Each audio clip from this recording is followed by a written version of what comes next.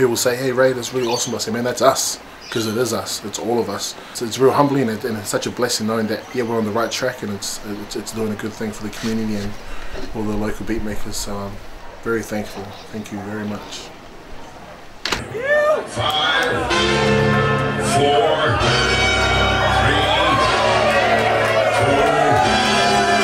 2, 1. The Beatdown is a one-off battle competition between beat makers. They go head to head. One guy will play a beat, next guy will play a beat, and they go back and forth. It's a place where guys get to showcase their beats, have a lot of fun, meet a lot of different people. It's just an awesome night. Like, it's one of those things, even though I'm up on stage hosting it, I'm a fan. Like, I'm still a fan of all the guys. Well, I mean, I've been in actually entered all of them so far, so 9 of them. Yeah, what it means to me is you know, for I've probably dedicated a couple of months every year. So for the last decade, it's meant a lot for me. It's become a part of, you know, my life. So yeah, it means a lot. It means heaps.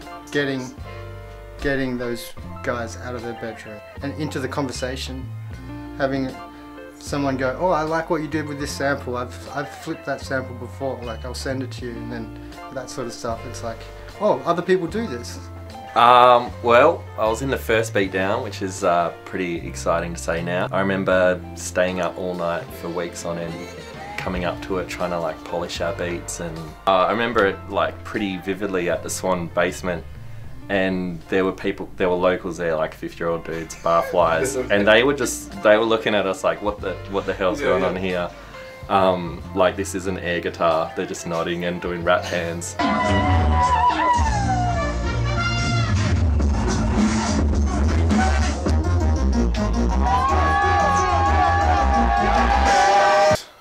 Three-peat. 3 rings that you got on. Yeah, I wish. I remember the first year I entered, literally was about the time when I just first started making beats. I was just a young kid in Perth who was working at Pizza Express as a delivery boy who just came out of high school, didn't know what I wanted to do with my life. When I heard about this Beatdown competition, I was like, that's me. I was known as a dude that would always dance when my music was played, because that was the best way I could curve my nervousness. But you know, I think I could have made So You Think You Can Dance season 6 at the time. You're on the fence, and you gotta either go one way or the other way. So if you're gonna fall, you're gonna go hard. So you either stand there like still hard, or you just be silly and just dance, you know, because you know all the drops in the song, you know all the little. So you see guys doing the piano, the key hands, or the guitar riff hands, or everyone's doing the, you know, the air drums and stuff like that. Like one guy, like Bruce Herriman, does a suit every year. Like, this guy, you know, spends a whole weekend and makes his own suit. So guys come with costumes, man. Like, it's the beats are the main thing, but the extra theatrical stuff, like, definitely adds. It's way easier for me to sort of perform at a higher level with a level of anonymity. So even though everybody knows who I am and who's under the suit, it's kind of like I can sort of just flex it a little bit more. So like, that's probably one of the main reasons why now I use the suit, and then it's just kind of like bonus points, I guess. There's a lot of cats doing it this year. I'm more excited just to see who's actually coming up. And that's the cool thing, is this sort of event brings a lot of beat makers out of the woodwork, because it's like, well, this is my chance. I can finally show everyone what I'm. Because, you know, usually people don't have a format to really do that, besides gigs with other people rapping on their beats. I don't know, I've always been very conscious of my own music. Like, I sort of struggle with whether I like it or not. And then, you know, to go to those events and play it, and, you know, you get good feedback, or even just general feedback on it, you know, to help improve yourself. I mean, that means heaps to me.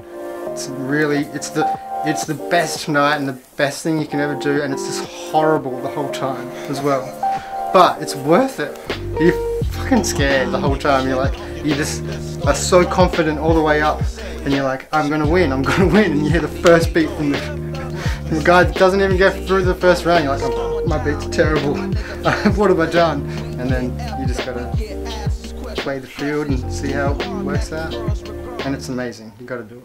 because it's such a community thing that it's not like I organise it, but we all help build it together, and which is a big thing. Oh man, I don't know what I could say to this guy.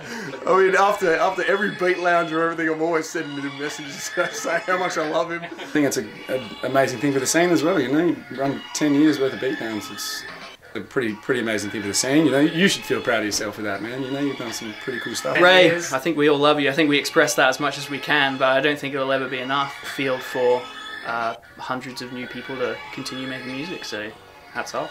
Thank you so much for everything that you've done for the Perth beat scene. It's made it a really welcoming place for everyone. Big ups to Ray. I mean, what you do is amazing. He's right there. So it's, people like Raymond, they keep the music and the music scene turning, and I think it's important that we do that for our youth, and it's important that we do that for anyone that wants to get involved in music. Oh, I would say that Raymond has everybody's back. He's shown, he's improved, and he's showing again that, you know, this guy's here for the community. This guy's here for everyone. Big ups, big ups. He's helped me out with so many things, and I'm sure he's helped many other people. So yeah, much love, my brother.